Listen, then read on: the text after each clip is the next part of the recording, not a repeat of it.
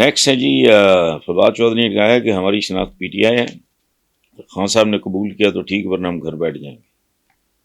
ہاں، یہ شیخ رشید کو بھی کے پاس بھی یہی ایک آپشن ہے، یہ پی ٹی آئی کے ساتھ چپکا رہے یا گھر بیٹھ جائیں. اچھا، تو ہم گھر بیٹھ جائیں گے. عمران خان کو دیوار سے لگا کے ملک نہیں چلایا جا سکتا. مشکل وقت میں جو لوگ عمران اور پارٹی چھوڑ گئے وہ اب دوبارہ پاکستان تحریک انصاف میں شامل ہونا چاہ رہے ہیں.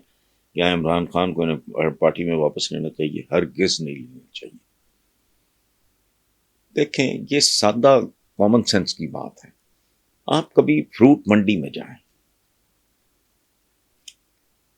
پورے کریٹ میں اگر ایک پھل سڑنا شروع کرتا ہے فوراً اٹھا کے باہر پھینک دیا جاتا ہے، یہ باقیوں کو بھی گلا سڑا دے گا.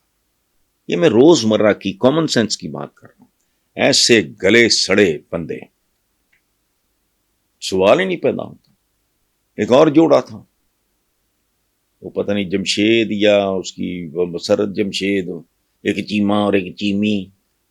چیمی کو میں نے تو ایک بار کہا تھا، میں کہ تم کیا ہر ویلے وہ تھوتھڑی چکے ہر جگہ پہنچی ہوں. نہیں، کچھ بھی نہیں. یہ موقع پرست لوگ ہیں، ان سے پاک کرو.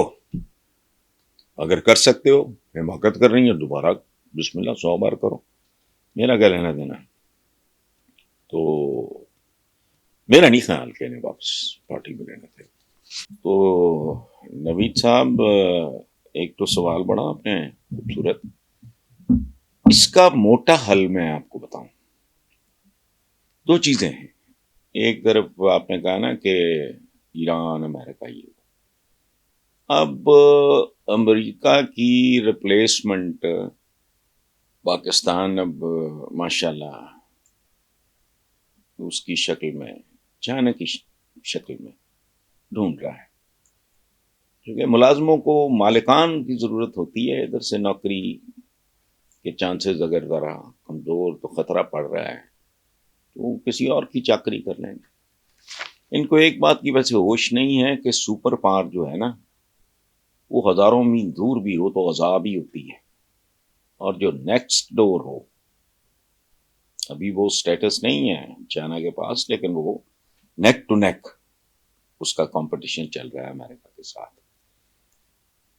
پہلے تو یہ ذہن میں رکھیں کہ ایک متبادل کا، دیکھو نا، میں جب بچہ تھا تو اس وقت جانسن آئے تھے، بشیر ساربان کو ساتھ لے گئے. یہ وہ سارا، یہ وہ زمانہ تھا جب ویٹ، گندم کی بھیک پاکستان کو وہ دیتے تھے، اور وہ جو تھیلے ہوتے تھے اس کے اوپر 2 ہاتھ بنے ہوتے تھے، یوں جیسے ایسے کر کے. میں وہ اس طرح نہیں، ہاتھ جیسے 2 ملائے جاتے ہیں. ایک کے کوٹ کے کف کے اوپر امریکن فلیگ ہوتا تھا، ایک کے اوپر پاکستانی فلیگ ہوتا تھا. بردرہڈ. اچھا، اب یہ مثال میں نے اس لیے دی ہے کہ پاکستان کے پاس علاج ایک ہے، خود کفالت. سب سے تعلق، باعزت، باوقار تعلق. اس کے لیے کیا ضروری ہے؟ خود کفالت، خود طاقتور ہونا. خود طاقتور کیا ہونا؟ ہم تو بھکاری ہیں. میں کہہ رہا ہوں ٹو بی سیلف سفیشینٹ، اپنے قدموں پہ کھڑا. ہمیں تو کبھی سعودی عربیہ کی بیساکھی چاہیے، کبھی چین کی چاہیے، کبھی ایران کی چاہیے. ہمارے گیت بدلتے رہتے ہیں. پہلے میں پاک امریکہ فلانا ٹمکانا، حالانکہ آپ غلام تھے ان کے، وہ آج بھی آپ کے آقا ہیں. اسی لیے آپ کا 10 سال صدر رہنے والا فیلڈ مارشل ایوب خان کتاب لکھتا ہے، اور اس کا عنوان تھا فرینڈز ناٹ ماسٹرز. یعنی حضور ہمارے آقا نہ بنے، پلیز ہمیں دوستی کا سٹیٹس دے دیں. یہ ایوب خان نے لکھی تھی، آپ اندازہ لگائیں. سو ادروائز کل چائنا کا ہوگا تو پھر کسی اور در کے سوالی بن جائیں گے، اور کچھ نہیں. حل ایک ہے کہ آپ اپنے قدموں پہ کھڑے ہوں، آپ خود کفیل ہوں، آپ طاقتور ہوں.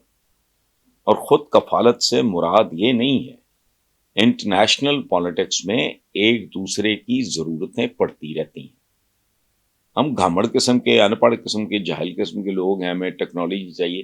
ہماری تو افواج پاکستان کے پاس زیادہ تر جو میرا علم ہے وہ امریکن ہے، اسلحہ بسلح ہے یا F-16 یا جو بھی ہے. تو خود کفالت، ادروائز آپ کے آقا بدلتے رہیں گے. ایک آقا ہوگا جو ذرا سخت گیر ہوگا، کوئی آقا ذرا نرم گیر ہو سکتا ہے، اس سے زیادہ فرق نہیں پڑے گا.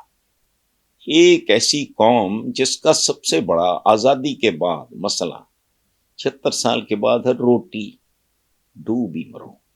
میں نے پچھلے دنوں ایک اپنے پروگرام میں کہا تھا کہ میں نے آج تک کسی آوارہ کتے کو بھی بھوکا مرتے نہیں دیکھا. پاکستان میں پاکستانی بھوکے مر رہے ہیں. اس سے آگے کوئی بات ہے تو کیا چائنا، کیا امریکہ، بس ٹھیک ہے، گزر بسر ہو رہا ہے.